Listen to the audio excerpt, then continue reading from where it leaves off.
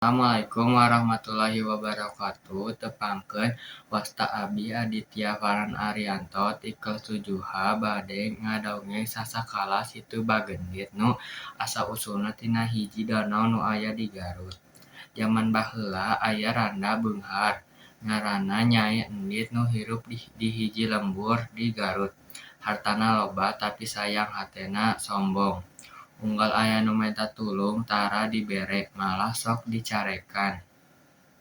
Hiji poe datang aki-aki minta cai sangu kulantara lapar. Lainna dibere aki eta teh kalahkah diusir. Aki eta ngabejakeun, "Yeun, hirup mah teu salilana di luhur Nyai Endit." Kalah ambek sarta nantang eta aki nyabut iteukna. Aki eta nyabut iteukna sakilat tina liang eta kaluar cai anu kacida gedena nepi jadi banjir.